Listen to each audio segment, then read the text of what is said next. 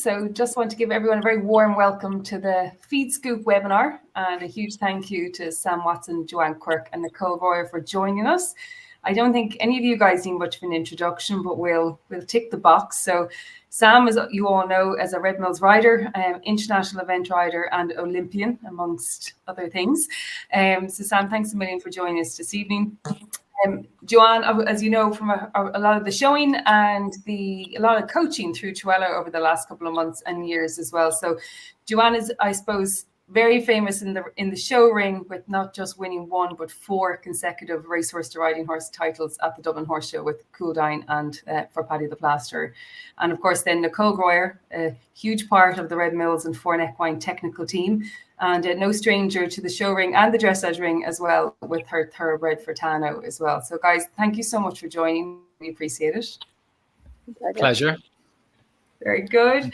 Guys, I think tonight's format, we've had a lot of questions in from just through social media and through the DMs and through the Treo Eile database. So again, this is a series of webinars we've been running. So if anyone wants to look back at some of the more technical nutritional webinars, they're all there available to watch. So Nicole very kindly back in April took us through the basics in nutrition, and then later on in July we looked at more kind of performance nutrition. But today is really just a chance, as we said, to ask our experts.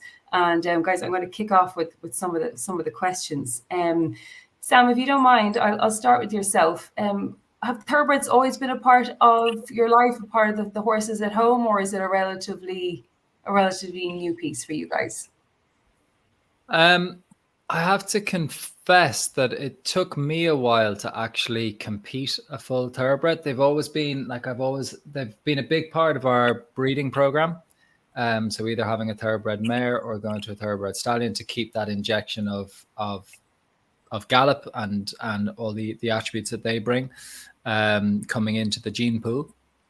Dad took a thoroughbred called Cambridge Blue to what did he win? He won an individual silver medal at a World Championships. He won a team bronze medal at a European Championships, and he won a team gold medal at a European Championship. So there was a little purple patch for Irish eventing back at the late end of the 1930s, or whenever it was. No, it was 1977, 78, and 79. So he actually had his best success. But then, now with Nominator, he's been my first real project, and I have to say I get more and more excited the more I compete this horse, and it's a really interesting one. Whether it comes up on this call or not, but in terms of the modern sport of eventing, and things like the Olympic format, which is with 2 rounds of show jumping, and with Laura Collett and Michael Young doing a 17 dressage. And I think crucially with the cross country dropping back to 9 minutes rather than 11 and a half, there's a question mark there as to how much a thoroughbred can really use their strengths of skills to prosper in that level. But what we're really seeing is the opportunity that's there now at Badminton and Burghley. So just looking at those finishing scores, I mean, the winner of Badminton this year added 13 time penalties to their dressage score. And the time was not impossible. Lucy Latta was 1 second over. So there's real opportunity there, and we'll see it this week at Burghley as well. So I am very excited about the next 3 to 4 years and beyond, hopefully, with Nominator. Fantastic. And I think we were chatting to Melanie from Treo Eile just before the call started. And I think and I can't tell you exactly which weekend it was, but there was definitely a weekend this summer during the eventing season where over one weekend there was 19 thoroughbreds in the top 6 in the Eventing Ireland results on one weekend. So that's amazing. Wow. Just to see the volume of those horses competing, but to see them in the placings as well. I think that speaks volumes. And we can chat a little bit about the role that Treo Eile are playing by creating all these opportunities for people to take on their thoroughbreds. But before we come to that, Joanne, was it a similar story to you? Were you slower to come to the thoroughbred piece, or have they always been a part of your stable? Yeah, to be fair, they've always kind of been part of it, going way back to when myself and my brother were in the Ward Union Pony Club, and my dad came home with an ex-racehorse for my brother called Harkon, who some of the older generation might remember. My uncle Jim Draper had trained him, and he'd won around Cheltenham and everything. And he was huge. He was 17.2, and he was a big, like, old-fashioned national hunt horse. And my brother got him for pony camp, as you can just imagine. And my brother had great crack hunter trialing him and doing everything. And I suppose that was the first one that, I suppose, did we really retrain him back when we were teenagers? Probably not. He probably still went as quick around the fields and the hunter trials as he had gone around Cheltenham and Aintree.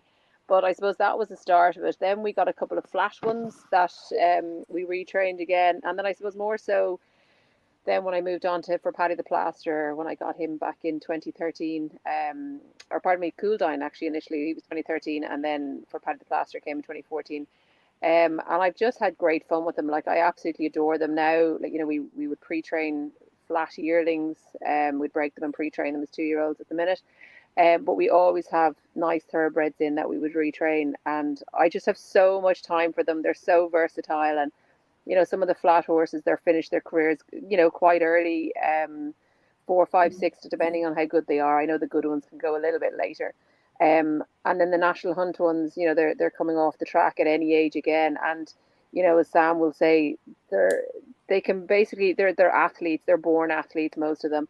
And, you know, there's such versatility there. So yeah, I'm a big fan of the retraining of racehorses. Brilliant. And Nicole, I suppose as part of the technical team for Red Mills, you're getting a lot of questions, queries, customers calling in, and, you know, asking questions to the website. Are you seeing an increase in the amount of people who have questions in relation to feeding their thoroughbreds? Yeah, definitely. And definitely since Treo Eile launching as well, there's a lot more people that are open to taking a racehorse off the track and then looking for the advice. And yeah, there's a whole range from show riders to people hoping to event to pony clubs. There's a lot of thoroughbreds in the pony club, show jumping, dressage. So they're so versatile, and yeah, there's always queries coming in. So it's great. And it's lovely to be able to help these people, because they'll have those horses and they're working and retraining them, building on their those platforms, whether they're at low level shows, riding club, or up to like that event in Ireland, Dressage Ireland. So yeah, there's loads of queries coming in. And we'll come to it later on, maybe about some the experience that both Sam and Joanne have had around the way nutrition has helped maybe or hindered and trying to do things right when it comes to the retraining. But Sam, back to Nominator. As the Red Mills team, we first met him, must be nearly 18 months ago at the Easter event here in Escarvin, and he was pretty raw at that stage. He was just finding his feet, and then to have seen him just 2 weeks ago, or less than a week ago now, jumping completing his international, and had 2 wins under his belt already in the run up to that. Like, that's pretty serious progress. What was it about Nominator when he came kind of to your yard that you thought, God, this guy could have a chance at going down the eventing road? I probably went for the physical. I was drawn to him physically. He's really nicely put together horse. So he's not overly big. He's not really sort of long or anything like that. He's sort of got he's nice and athletic looking, and he's got a strong back end as well. So he was actually a fast horse. Like, he was one of these horses that was a real good workhorse in the morning and had plenty of speed. But he was quite hot, you know, and on his toes. And so he would actually, when you watch him race, and I watch his races back, he would be too keen. He'd be he was a puller, and he was doing too much, and he didn't have anything left at the end of his races. Now, that is not your typical temperament that you look to then go, oh, well, we'll do dressage with a horse who's basically too keen to race, so we'll go eventing. Was the brave move there. And I think with his, that's what we're managing all the time. And that's actually where nutrition has played a big part, because what I would say is he might give some thoroughbreds and racehorses a bad name in terms of the cliche of being like, oh, well, they're, I don't want a crazy racehorse, because they're not. Like, I think so many racehorses that have been from a very young age going out in a string every morning and galloping, fast and on rocket fuel, to do all that. that would drive so many event horses crazy. I mean, if you took a lot of normal sport horses out and you were to go and work them in a string behind racehorses, I mean, they'd be everywhere. So actually, a lot of the horses that come off the track have a really good temperament to work with, and if that's what you're looking for, you can absolutely find that in a racehorse, as in your very laid back friend to go and kind of have a peaceful time with. Whereas with Nominator, what I was really drawn to was a serious athlete, and I just knew then I'd have to go on a journey of training, different muscle sets and teaching him new skills. But I thought he'd have the athletic properties to do that. Brilliant. And Nicole, I suppose you would have been working with Sam and Sparks kind of when Nominator first kind of came to the yard. What was the kind of feedback that you were sharing with the guys? So again, he was, as you said, Sam, a little bit on his toes, a little bit kind of a forward horse, shall we say. And even at the time, I think the first time we met him, he was even like that bit busier in his stable. I think you moved him, didn't you? He was kind of outside, went into a barn. So you'd all that to contend with as well. So Nicole, what was the kind of feeding advice that you were looking to share then? Yeah, I remember Dookie from the start, and I think Sam he'd a poor appetite as well, or just to try and get him to eat. So something like the comfort mash is what he was started on, and like that, if there was any supplements in there, he'd know about it as well. So being able to disguise them in, and in terms of supplements, one of the first ones we looked at was the muscle prep. So that was just to help build. He was changing shape. Sam was doing different exercise techniques and just helping him build that new top line and those new muscle groups that he hadn't used while he was racing. So that muscle prep was brilliant there. And then disguising that in the comfort mash to get him to eat, appetite up. The NutriCam was also a good one. Again, just because he was such a busy horse and for traveling. And then from building there, like that diet has since changed, and as they go through their retraining journey, it always evolves. So there's always little changes you can make and supplements that play a role at a certain stage, and then you're past it and looking at different steps. But they were starting off definitely focusing on kind of top line new muscle groups and supporting that. So like yourself starting in a gym and starting to build new muscle groups, you're going to go and look at your diet or make sure you have a protein shake afterwards to help build and strengthen on that. And then appetite is obviously very important. So it's a totally different routine to what he would have been used to in training. So they would have been the kind of starters. Yeah. And Sam, did you see it different with, say, I suppose how the feeding program worked for Nominator or Dookie, as you call him at home, versus maybe some of the other horses in the yard? Yeah, we had that real challenge of having a horse that was real busy and active, but he had a lot of he needed actually just to gain weight, let alone muscle, to begin with. And so we actually had him on NutriGuard straight away as well, just to help that digestion side and make sure that he was actually utilizing his feed properly. But then, we were, getting this strength, and whatever horse you're riding, there are a ton of things that people can be familiar with. Horses that sort of can give a bit of a buck sometimes, maybe like going into canter and things like that. And that can be linked just like muscle fatigue. Horses that can be behind the leg, but sometimes they just get grumpy as well. And ears, like there's loads of things, because you got to think of yourself going to the gym, and you might be really enthusiastic doing it for the first week or so. And then you can start you don't want to be kind of achy or anything like that. And that's all about your recovery. Like, obviously, it's on me as well to make sure that the workload is correct and I'm not doing too much too soon or anything like that from a workload point of view. But you really have to support the work you're putting into these horses nutritionally. So getting that balance right is always the challenge. But I find that, like, if I rewind the clock 15 years when I was sort of getting started and getting going, I did used to underfeed horses, because I was thinking, that's what will calm them down, is to not give them so much food.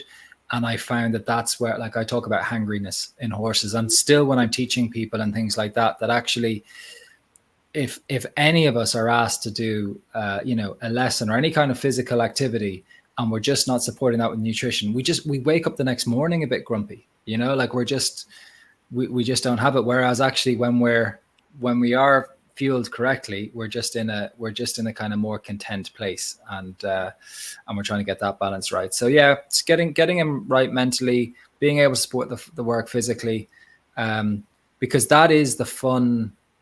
That's the real fun thing. Like, I'm already eyes out for the next thoroughbred project, because it's that they are such high responders. Like, as Joanne says, they're athletes. They're so, you know, they're bred to be athletes, and so many of them are top quality athletes.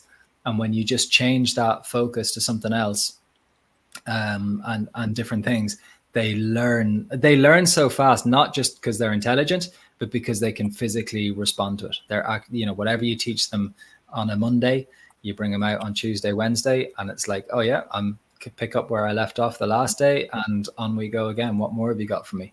So it's a really fun journey to go on, and we just had to make sure that we were supporting Juki nutritionally to allow him to learn all these new skills and develop all these new muscles.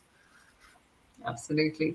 And Joanne, you've had some incredible horses through your hands. You've had horses that have been, you know, Cheltenham heroes on the race course, right through to maybe some of the ones that never maybe made it to the track, or it was clear very early on that they weren't necessarily going to be the champion racehorse, but they showed other attributes. When you yourself are, you know, a horse comes to you, or somebody sends you a horse that they think would be suitable for retraining for either yourself or some of your clients, what are those attributes that you're looking for? Like, what are those, how are you assessing those horses to say, yeah, do you know what, that would suit me, or that would suit my client, or, you know, what are you looking for? First of all, I would look for temperament, and then the physical of the horse. Like, is this horse liable to stay sound for me? But temperament is huge, especially for, I suppose, more my game, which would be sort of showing, dressage, you know, kids going pony club, as opposed to Sam's, you know, I suppose Sam has so much more education to get to teach them to go eventing and that. But from my end, temperament to me is key. You know, I have Chris's Dream here this year, and he won a Troy Town, but I suppose he's not really a household name. And when he arrived, pardon, and he won a Gordon's Red Chase. That's it, exactly. Yeah. And but you know, I suppose for Paddy the Plaster, a lot of people knew him. You know, he came second 19 times in his career, so a lot of people knew him for sort of the wrong reasons, but he was a real household name. But just for example, this year with Chris's Dream, I have him, and he had finished training there last year. He came out of training and he'd gone back to his owner, Brian Atkinson, for the winter, and I had got him then in February time. And he, you know, he looked healthy and he looked well, but there wasn't an ounce of muscle on him. You know, he kind of lost all that because he wasn't a big fan of being out in the field. You know, he'd had his break and he just didn't like it. He, you know, he was kind of being a little bit bullied out in the field, and that's why Brian said, right, let's get a job for this guy. And to look at Chris, like, he's such a beautiful horse. He's a real intelligent head on him. And, you know, when I saw him, I was delighted to have him and privileged to have him. But, you know, for me, then we, like, straight away, I look at their nutrition, you know, get their teeth done, get their back done, you know, just make sure that they are healthy and well in themselves before you start your journey, and be prepared, kind of have a little bit of patience and of time in your hands. And I suppose most importantly, be very open-minded with these, that, you know, it might not work out today, but, you know, as Sam alluded to there, they're so intelligent. I just think thoroughbreds, they're so clever. And if they mightn't get it today, they'll certainly get it tomorrow or the next day. You know, if they're not responding for you, just stop, take a little look back and think, right, what's going on? But for me, then nutrition plays a huge part. And just say, for example, again, in Chris's Dream's case, I put him on the Horse Care Ultra Cubes, and he was a great grubber. He loved his food. So I didn't, I suppose, have the worries of having to get supplements into him. He took them. I had him on the NutriGuard, which my little daughter Annabelle calls the bubble gum. She loves the smell of it, and all our yard are actually on it. And he has his Karen oil, and I met Nicole actually one day, and I was just saying, you know, what do we use for a bit of top line and help with the muscle? And she had said, Joanne, start him on the muscle prep. She said it's like building the foundations of a house. And she said then, once you have your foundations in, you can start building the blocks, which is then onto the muscle max. So I started him on that. And I have to say the transformation on that, I think that and the whole combination within a month to 6 weeks, he physically looked so much better that you can start to get a little bit more work out of them. And, I always think it kind of takes 6 to 12 months of, it's retraining a racehorse. I suppose it's not just about the physical adjustments, but it is a lot about the mental rehabilitation of them as well. A lot of them might be a little bit institutionalized. They get fed at 7, 1 and 6. So for me, I have them out a lot of the time in the feed. They've a lot of access to hay. Even when there wasn't grass, they have access to food 24/7 in my case. And I was splitting his meals up into sort of 3 small meals a day. And, I was lucky that he would eat them. And, when he saw me come into the field, he would fly up the field to come in to have his dinner. So, yeah, I suppose nutrition is a huge part. And that's where, I thank the likes of having access to Nicole. I sent her a message on Facebook going, which one was it again? And she comes straight back to us. So to have, access to you guys, people should just avail of it. You guys are there to help, and you're delighted to help. So thank you. Yeah, absolutely. And there's numerous ways of reaching out. And I suppose we have our Ask the Expert section on the websites, or even just calling into the office. You'll always get put through to Nicole or part of the nutrition team. So I think that's a huge part, I think, for anyone taking on a thoroughbred, is not to be afraid to ask for help across any of the areas, your nutrition, your training. And I suppose to go back to those early days of like selecting a thoroughbred, or your first kind of couple of weeks, how important is it maybe to go back and look into their routine? So where did they come from? What was the yard? Simple things. Were they on a mix or a cube, or did they get turnout, or were they ridden, as a group in a string, or were there individual lots? Or how important is to kind of know a little bit about their previous routine so that you can help adapt them into their new retraining system? I think it's hugely important, and I think people that maybe want to get a thoroughbred should educate themselves a little bit in sort of race riding and things like, you take them for a hack and they get a little bit keen, and you shorten your reins because you think, I'll keep a hold of him. But for him, that signals, right, let's go faster. Or you might have had a horse that the guys used to, walk to the gallop with their feet out of the stirrups, out of the irons, and then when they got to the gallop to do a bit of work, the feet went in and away they go. So a horse can associate so many little different things. They might know they walk 5 laps, and next thing they go. Do you get one at the start and take on a big hack with a group of friends? Probably not ideal, And again, sort of going back to Chris's case, I ride him at home in a loose string snaffle, and most of the time with no noseband. And when I show him, he has a very loose cavesson, because I look back and, they rode him in a cavesson. They didn't have like the tight bungee noseband, the tight ones. He didn't have any of that kind of stuff. He always had a big loose string snaffle. So I suppose it's to educate yourself, a little bit in how they ran or how they raced, or did they run left-handed? Did they run right-handed? Were they in a big yard? Were they in a big string? Did they ride out in a small string?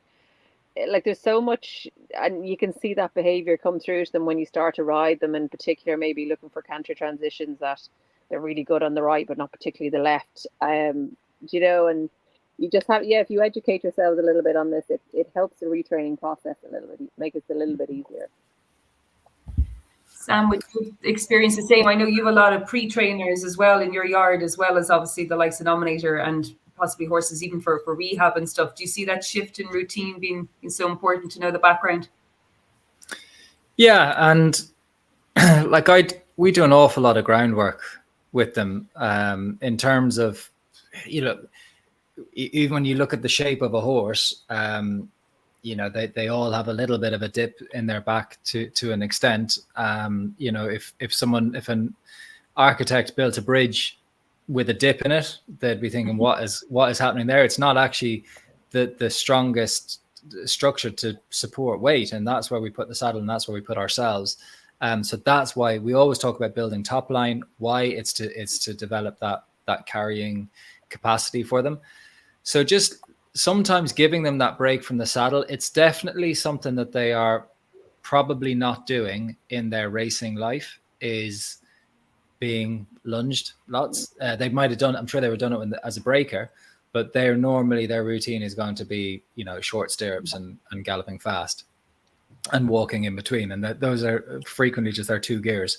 Whereas so learning the groundwork, learning to sort of lunge them again and trotting them with, you know, stirrups, different type of saddle, you know, it's all different kind of tack to what they would have been used to.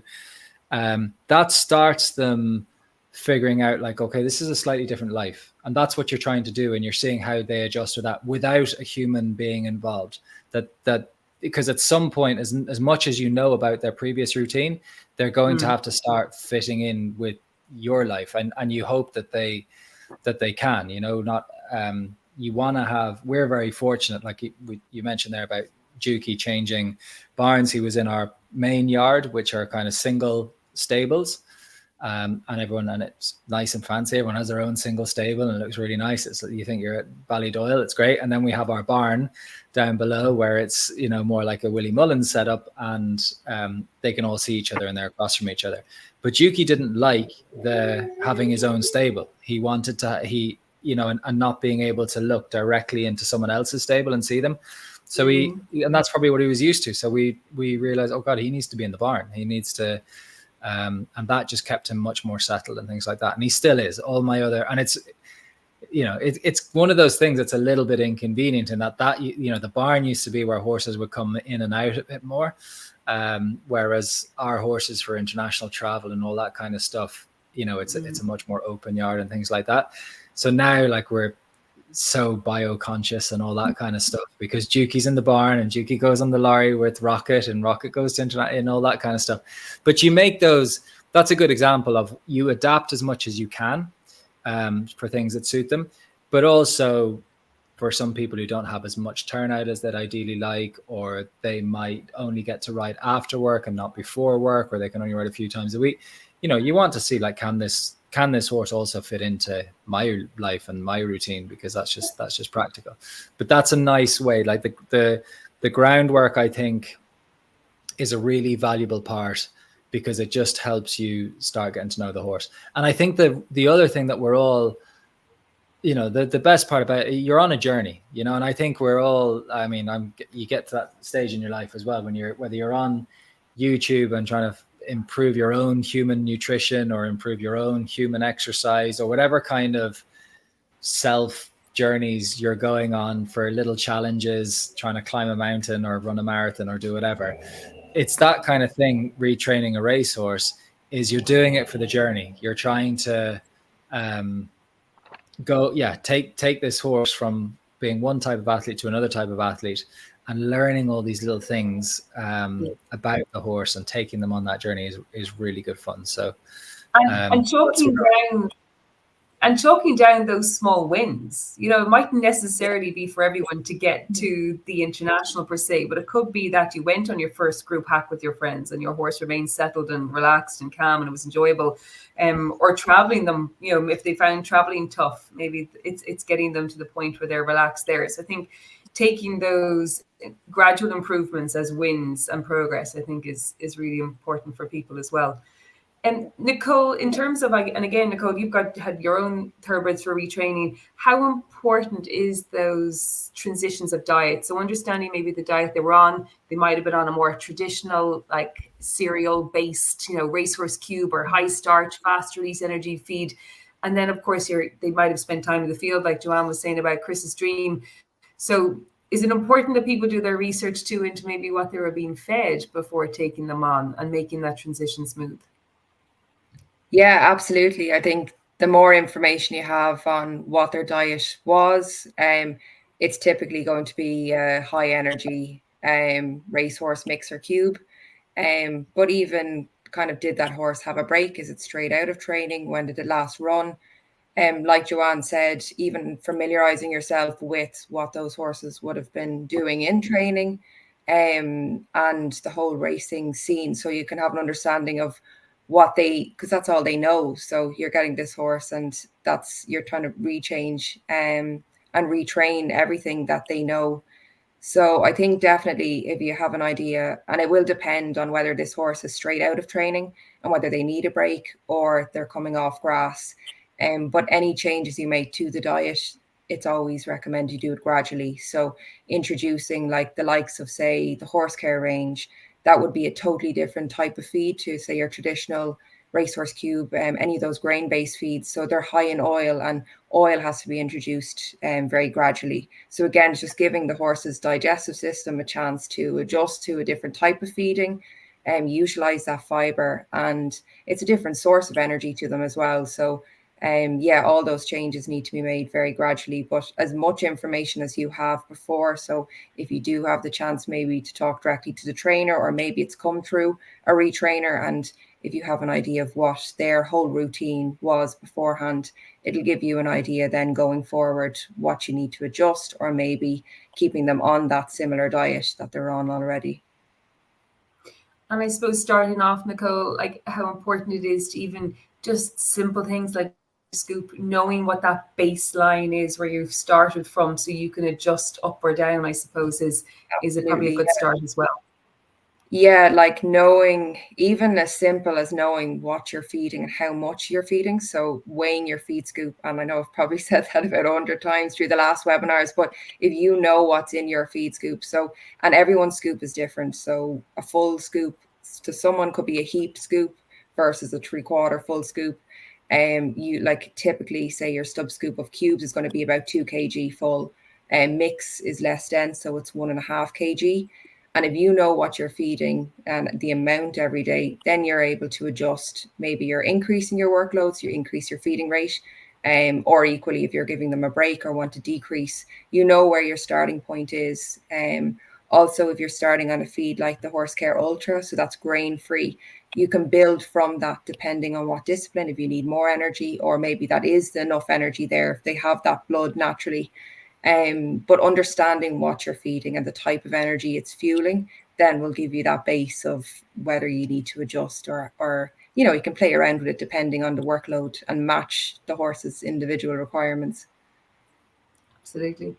And I think patience is a big thing as well. I think we've mentioned it before, to give, and I think, Sam, I've heard you talk about this, Leo, we tend to maybe in a system change a lot of things all at once, but then you can't really identify which was the impacting factor. And so it's to have the patience to do things gradually, and see how it pans out. Joanne, if I can come back to you, obviously over the years with all the different horses that you've had through your hands and the racehorses that you brought to the show ring, what's the one thing that you know now that you wish you knew when you started? Or were there any of those little, I suppose, pitfalls along the way that you could share your wisdom on? Patience is key. Like for Paddy the Plaster there, I remember when I picked him up from Tom Cooper's yard just outside Tralee, and I said, well, we're off to be to be a show horse now. And he looked at me and he said, well, best of luck with that. And he starts to laugh because Paddy used to walk around like a swan. His head was so high up in the air, like so high up in the air. And he had a big high wither on him and big pointy hips. And he probably didn't look like a show horse. And I remember someone saying to me after I'd won Dublin that he was the nicest, ugliest racehorse they'd ever seen. So I did take it as a kind of funny compliment, but he just has such a beautiful temperament. But for the first 3 months, I literally walked and trotted Paddy with our transitions, because as soon as I went to bring him back to walk, he'd chuck the reins out clean out of my hands and head back up like a swan. And gradually, a bit like Sam alluded to again earlier on, day by day we got there, and he won Balmoral shortly afterwards, and he went on to win Dublin. So I got him in the February and went on to win Dublin in August, because we did 4 shows throughout the year, but he just, the patience and nice and steady, he had the temperament, and once he got it, he got it. And by the end of his career, I was riding around literally on my little baby finger. There was kids riding him. Judges always said how well he rode, because he just adapted. It just took a little while for his muscle kind of supposed to change again, with back to nutrition and diet. And Paddy he's 22 there, and I brought him in this evening because it was a bit wet for him. So he's up there, he's on the comfort mat, which he loves, and his Karen oil, and he's on the NutriGuard as well. But as I say, he's 22 and he looks $1 million. And I'd love to throw the saddle and bridle back up on him, because he actually taught me so much about retraining of racehorses, just to have patience. I think that's so important, because I think it can be so easy to feel a little bit like you're kind of pushing water up a hill. You think, God, am I doing the right things? But I think it's to trust your system and make all those incremental improvements along the way. And Sam, in the case of Dookie, has there been anything in particular that he has found challenging about the retraining? Obviously, he's made like incredible progress in a relatively short space of time, but what were the pieces that he might have found a little bit more tough in the retraining?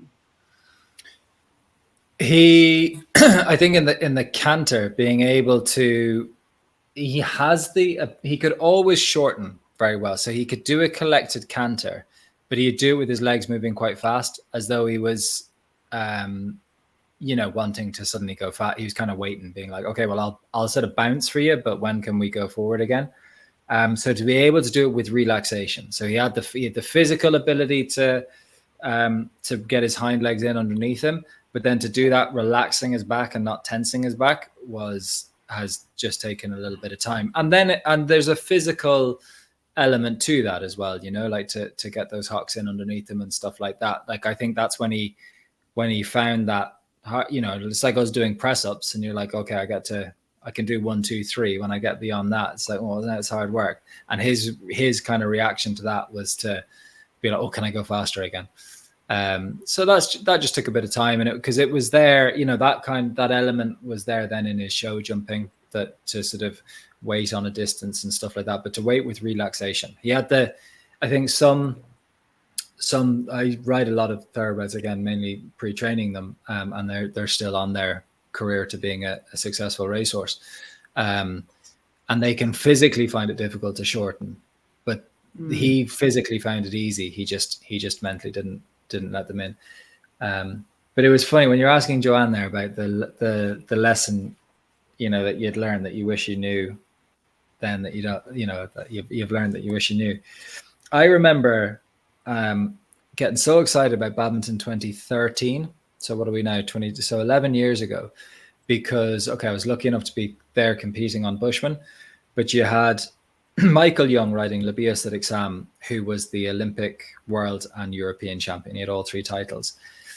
Badminton 2012 being cancelled. So we had this unique situation where somehow William Fox Pitt and Andrew Nicholson were going to Badminton to win a Grand Slam, because Badminton the year before had missed. So William had won Kentucky and Burghley back-to-back, and then Andrew won Kentucky and Burghley back-to-back. And because there'd been no Badminton, they both got this chance to go for head-to-head for a Grand Slam. You had Sandra Ophart there. It's basically been the most competitive Badminton we've ever seen. And Jock Paget won it with Clifton Promise, who's a thoroughbred. And William Fox Pitt was there with Park Lane Hawk, who's a thoroughbred. But they were both New Zealand thoroughbreds. And I was thinking to myself, geez, I wonder what it is about those New Zealand thoroughbreds that makes them such good event horses. Never. And I just put it down to the New Zealand bit. And then I watched Elizabeth Power bring through at least her 3rd top thoroughbred. She'd had Kilpatrick River, who had led Barbary Castle and gone to Isabel and I did our first European Championships together back in 2009. And then she had September Bliss, and then she had Solidoon. And all 3 of them stormed around Burghley. And I was like, oh, maybe, I wish I could do that with thoroughbreds, but Isab just must be a genius, and she just has the touch. And I was just putting that down to the Power. So I put kind of in these, I kept looking at successful thoroughbreds and thinking, maybe it's just because they're from New Zealand, or maybe it's just because Elizabeth Power is riding it. Now that I am riding my own thoroughbred, I'm like, why have I been going around looking at, I just can't play at the table of some of the 5-year-olds that are going around that people want 50, 60, 70, 80,000 for them. And yet here are these athletes that are so talented and so malleable. I think that's the other thing, because you ain't going to get to the top of any sport without training. So it's just a question of whether your horse is this horse a high responder to training, because they're going to learn, they're going to learn the skills. You got to teach any 5-year-old, whether they're a sport horse or a thoroughbred, they've got a lot to learn. But it's just, can they respond to training? And these horses can. So I'm definitely, I'll always have my eye out, and I do already, because we, again, through that pre-training process, like I follow up trainers now, having loose jumped these horses when they're young and things like that. I'm like, and they know racehorse trainer wants to, they're not hoping that he turns out to be a 5-star event horse. They were hoping that he storms up the hill and wins at Cheltenham. But it is actually, I think in 5 to 10 years time, I think it becomes a more commercially viable second opportunity as well. Like I think, yes, it's great that that we do get this opportunity for people to find a good home for a horse that has a second career. But I think people will realize more and more, particularly with mares, and the value that good athletic mares will bring to the sport horse gene pool. In Ireland in particular, we've brought in a lot of European blood into our gene pool, mixed obviously with our traditional Irish bloodlines. And what's happened is our thoroughbred percentages come right down. And they bring so many things, like the Miners Frolic for Tina Cook, a European champion. I mentioned Clifton Promise. These horses, like, they can really do dressage. They can really jump. Okay, and some of them, that can be the natural challenge for them, that they'd have a flatter jump, but not all of them. There's plenty of thoroughbreds out there, and I watch them loose jumping as 3-year-olds here every year, and I'm just going, God, if I could find that horse anywhere out there in any sport horse sale, I would, it could be top lot. So yeah, that's I just wish I'd had my eye out sooner, looking for my next top event horse in those circles. Absolutely. It's the pure versatility, I think, of them as well. I think malleable was a great word to describe them. And as you say, they can literally turn their hoof to any of the disciplines. I think that's possibly one of the incredible things that Treo Eile is doing, to see the different sponsorships come through for all the different disciplines. I think, the retraining of racehorses got popular around the showing, back, God, could be 10, 12 years ago now, or maybe a little less. But to see then all of the different opportunities through the Eventing Ireland Leagues, or through stepping stones, through even the Association of Irish Riding Clubs, there was prizes there for the highest placed thoroughbred horse at the Dressage Championships just last weekend, and the same for the Irish Pony Club Eventing Championships. To see some of the kids coming through the Eventing Championships and Pony Club on the thoroughbreds as well. I think, back to your point, Joanne, like, they're not just for the professional. There's a role there across so many other disciplines. Joanne, if I was to take it back to yourself, I know you spoke about Paddy. I was going to ask you a little bit about your horse of a lifetime, but I'm assuming Paddy takes that mantle. In regards to racehorses, yeah, he's an absolute star. He's nannying yearlings for us, and he puts manners on little colts for us, and he's absolutely brilliant. But he taught me so much throughout the year, and I laugh. My dad used to call him Ticket, because he got us invites everywhere. Like, I paraded him in Cheltenham, I paraded him in Aintree, and I used to get all these invites to go everywhere, which came along with a lovely lunch and something. And so Dad makes a Ticket, and he said, "I want to go again." But like, even from my family, like, my brothers are into rugby, and my mum would come for the crack for the picnics and bits. But like, we'd all gather at Dublin, or they'd all come over to Tass to see him, and they all ask, "How's Paddy? How's Paddy?" And he's probably the family favorite, and my dad got a big picture of him painted and everything, and he is a horse of a lifetime, and he's just such a great character. Like, he's up in the yard there now, so he's back in now for the winter. And he's up in the yard there, and he's the King Ding. Yeah, the rest of them all have to follow in behind him, but he's just a horse of a lifetime, and a great lad. And Joanne, you do a lot of judging as well. I think one of the things that come across our desk a lot on the nutrition side is condition on the thoroughbreds.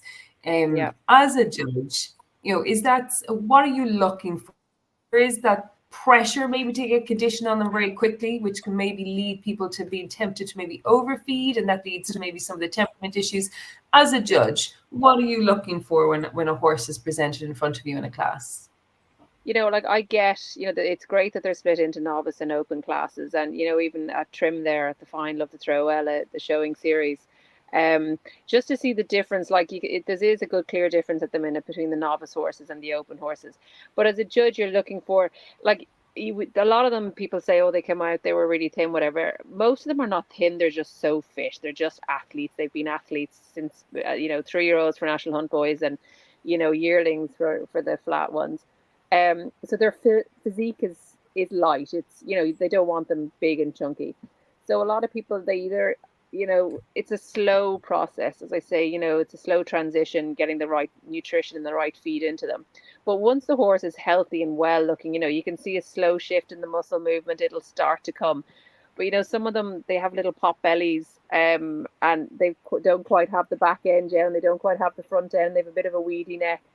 And it's just a slow process. And to look at the open horses there on Sunday, like which Jane won on Sunday, and your horse is just a walking model at the minute of what a retrained racehorse should look like. You know, he looks incredible, and you know, all the horses in there looked really incredible. And there was one, I think is he 19 or 20, and you know, they're all looking well. So as a judge, you want them healthy and well looking, and you know that their temperament is there, but that they're as I say, it's a slow process. So you understand a judge, you know, they don't want them really thin, but they understand that it is a slow process to get them where they need to be. Yeah, no, that's fair enough. And Nicole, I suppose one of the newer products that we brought out in relation that really supports the condition is the Define and Shine. One of the questions we did get in through the question boxes was, is it okay to feed Define and Shine to a horse that's kind of sensitive to feed, or is it a heating feed basically, or is it okay to use it a horse that might be slightly sensitive to the energy in feed? Yeah, so Define and Shine is brilliant for anyone looking for additional calories or even supporting top line. So you have your soybean meal in there, and it is suitable for a horse that may be prone to excitability, or any horses that have tolerance to starch, need a low starch feed. So that's the beauty of it. It is non-heating, and it's fed in a small amount. So you're looking at 100 to 200 grams per 100 kilo body weight. So like a 16 hand 500 kilo horse, that's about 500 grams to a kilo a day. So kilo being your upper feeding rate, 500 grams is like your maintenance dose. So that's 2 mugs a day. So it's quite a small quantity, but it's calorie dense. And like humans, horses gain weight when they consume calories. So you're trying to select a feed that has the right calories, and calories also equals energy. So you want it to be non-heating. And that's where Define and Shine is a super option, and one that I always recommend when those queries come in through the Ask Our Experts, especially if they're looking towards a thoroughbred that needs to gain weight or even hold on to that condition. It's going back to my own question about the things you wish you knew then. For me, it was the ingredients and the role ingredients played, and actually understanding, not just going by the name on the front of the bag to understand what the feed is going to do, but actually to be able to flip it over and understand the role of the ingredients. So as you said, the likes of the Ultra, it's very high fiber, cereal grain free, versus looking at some of your cereal grains. So when we see them at the top of the list, we know it's a little bit more of a heating feed. I think that was definitely something I fell foul to pre my Red Mills years. I learned a lot once I came on board. Sam, I think Define and Shine is something you've used as well. I think some of it, particularly for the likes of Dookie, I think it's about, I think too, when horses get to that level of fitness, sometimes their appetite can be compromised slightly, to be able to get those additional calories in, but in a really small format. Is that a benefit to you? Yeah. As part of your tools in your feed room? Yeah, and we like the comfort mash was what got him really, you know, to be almost greedy again, you know, that you could, you know, you weren't waiting, you know, giving him breakfast and he might have a nibble, and then you take him out and work, he might have a nibble again later, and you'd be like, okay, we're just getting the calories in, but you know, it's kind of on his terms and it's here and there, but you just be relieved to at least see an empty feed pot at some point. But we found with the comfort mash, he just really got stuck in, and we know that was, you know, great minerals, great nutritional support for him, but to get the actual calorie, you know, to be able to work him more and get more going in, that's when we top that up with Define and Shine, and that formula really works for us, and we've stuck on it, and yeah, we've plenty of horses on that combination, because it's really useful, and they love it, and it's working for us right now. So we've stuck with that. Yeah. And I think it's great knowing, as you said, to have all these different tools to go to in your feed room, you know, in terms of the horse with the fussy appetite, or, you know, you need the added calories, and to be able to kind of have your baseline diet, but to know that you've got the other tools to be able to lean on for individual horses' needs can be really beneficial. Nicole, one of the other questions that has come in, it's how to add energy for a thoroughbred doing dressage without behavioural difficulties. Currently, they're on the Horsecare Ultra Cubes. This sounds a little bit like a question I had for you at the start of the season. I was like that on the Ultra Cubes, but felt I needed a little bit more energy for some of the performance classes I was doing. Talk us through what the options might be there. Yeah, so it's a nice starting point if you're on the Ultra Cubes, because you're at kind of the bottom level. You're on a grain-free, high oil, high fiber diet. So if you're looking for just a little bit more pep in your step, there's two ways of doing it. You can look towards supplements, so the likes of the pre-fuel, and that can be given on the day as a pre-fuel gel. And it is an energy booster, but it's not crazy fizzy energy. It's not going to send them cuckoo. It's more of like an amino acid. It gives the body a rush, and it prepares them for that. It gives them a pep and more presence and lift, especially if you're doing dressage and you just want more lift for those movements. Or then going down the route of the diet. So you're on the Horse Care Ultra. There is the Horse Care 10. So there's an inclusion of barley and maize in there. Again, it's at half the level of, say, your if you looked across the traditional range, it'd be, say, the 10% cool and cooked or the cool feed cubes. So you're at a low starch level, but there is an inclusion there. So that's a mix of kind of your slow release energy from fibers and oils, and then that quick release energy from that barley and maize. And sometimes a step up to that, or the beauty of that care range is it all contains the care package. So you actually can mix, say, the Ultra and include a little bit of Horse Care 10 and see if that helps.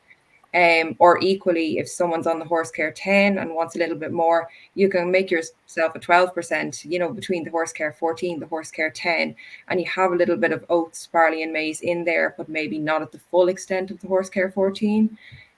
So there is a lot of options to play with there on the care range side.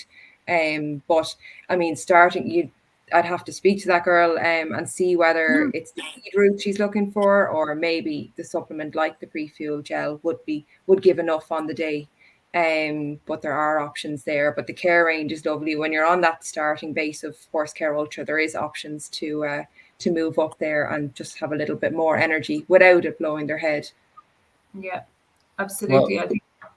Go ahead, Sam. Yeah. Yeah. Well, no. What we do with the buzzy ones, like I'm a real stickler for energy systems that they're using. So if you're trying to keep them in everything you want it slow release, you're trying to get that channel energy in just a lower, slower release way. And obviously we've talked about that from a feed point of view, but then you also need to back that up with how you work them.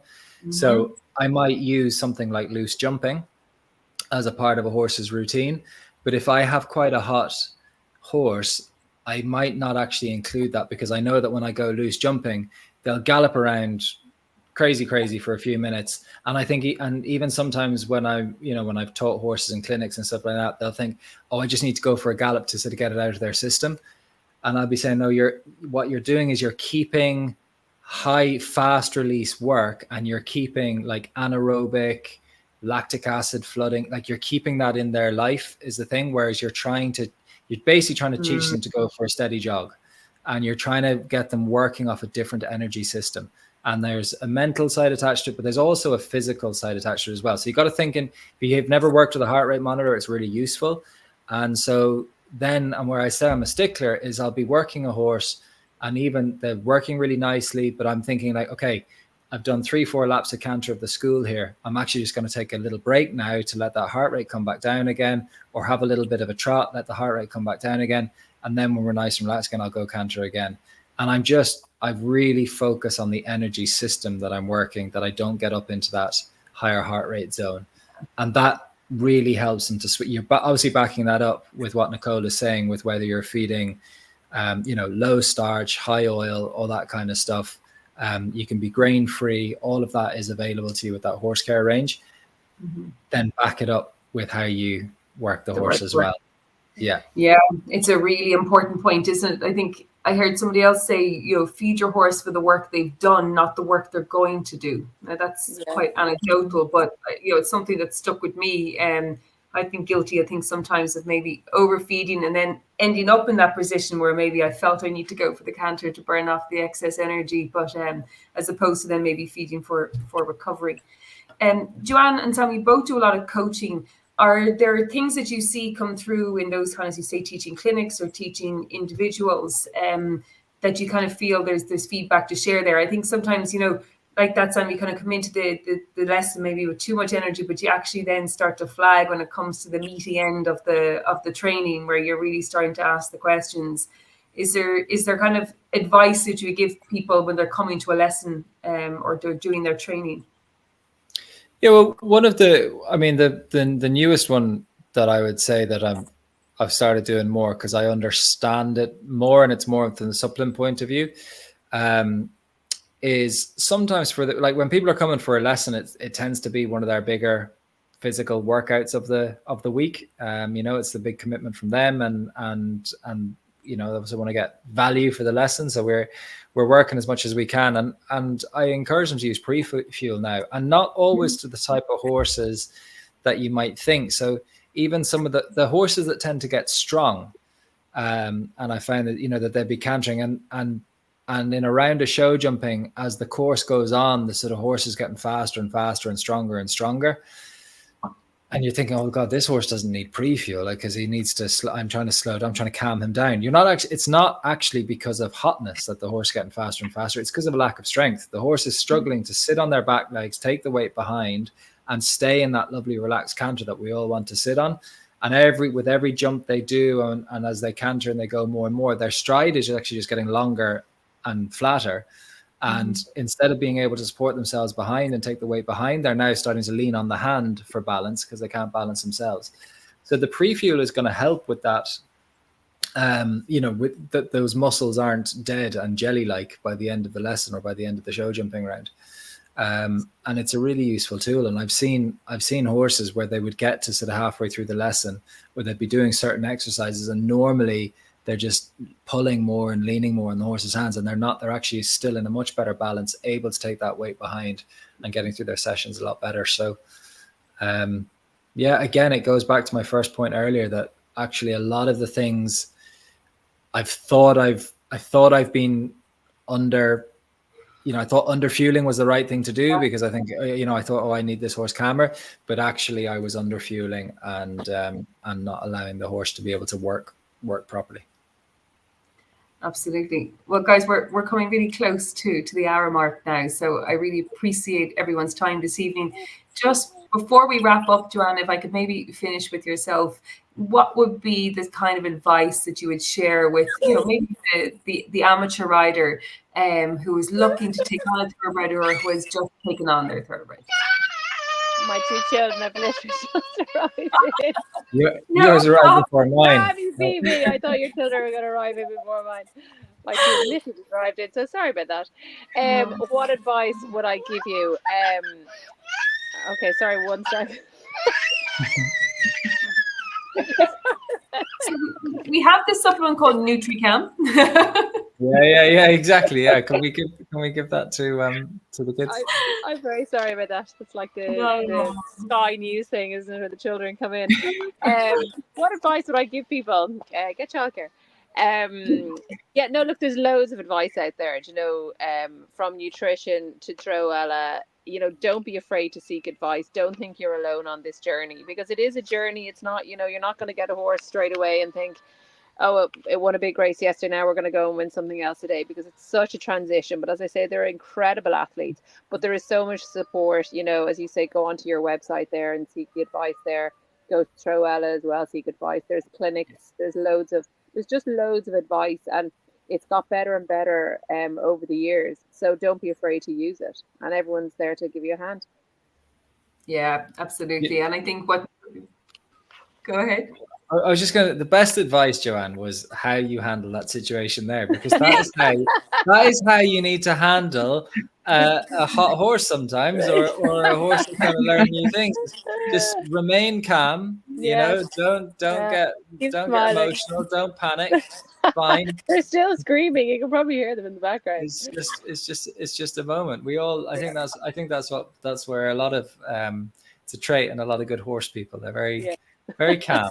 I'm telling you, just keep smiling through it. That is actually a huge thing with racehorses. Yeah. You can't afford to lose your cool. Like, some of you may have seen me in the RDS this year. I did one lap of the arena in Dublin because poor Chris just wasn't able for it. And my mum said, but you were smiling. And I said, I know him at this stage. It was too much for me for him. And I said, right, I need to get out. But I didn't panic. I just kept smiling, giving him his head, and got out. And as soon as he got back to the stable yard, he took a big breath, and he was delighted with himself and thought it was awful great fun. But you kind of have to see, there's not a funny side to it, but look, these things, they don't all go according to plan every day of the week. So we've come home, we've regrouped, and he's going to do a little bit of jumping now. But yeah, it's just staying cool with these thoroughbreds as well. And they do try their best for you, and you get to know their temperaments and their personalities. And in a racing yard, they might be a number, but to you, they're your number one. So it's to treat them individually, right through from their nutrition to their personality. And when you click, by God, it's worth it.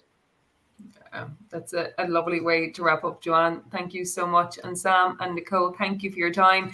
And just to remind everybody that if you do have your thoroughbred, make sure to register them across on the Treo Eile website. It's free to register, and there are so many benefits to being part of the Treo Eile community, not just all of the opportunities for competition and sport and training, but it really is this whole support network. And you'll have of articles from the Red Nose Nutrition team available on the Treo Eile site, and then we will post links to the 2 previous webinars we've done, which kind of brings you back to the basics of nutrition and performance nutrition that Nicole kindly delivered. And as I said, don't be afraid to reach out through the Red Nose website where our Ask the Expert section is, or reach out to chat to some of our team. But we've also got some additional resources there as well. So as Sarah has kindly shared on the screen there, the 3 points. And then we've got some really interesting, I suppose, thoroughbred focused content coming up as well. So we've partnered with Horse and Country TV and their Back to Basics series around the retraining of racehorse, where our nutritionist Nikki Reynolds has been plugged into working with that team of horses there. We're supporting the heroes in the National Racehorse Week coming up later in the year, and as well with Horse and Country TV, Lucy Robinson's Road to Blenheim. So for those of you who don't follow Lucy Robinson, she's footloose eventing across all the social channels. Lucy has her beautiful chestnut thoroughbred Ember, and it's been a fascinating journey to watch Lucy and Ember get to their on their eventing journey with their trainer Justine as well, and the impact that the feed and the nutritional advice has made there. So another fan of the Horse Care Ultra Cubes and Define and Shine. So as you said, guys, really appreciate your time, and thank you to the Treo Eile team for partnering with us on this series. And we look forward to seeing you all soon. And thank you again, Sam, Joanne, and Nicole. Really appreciate all those interesting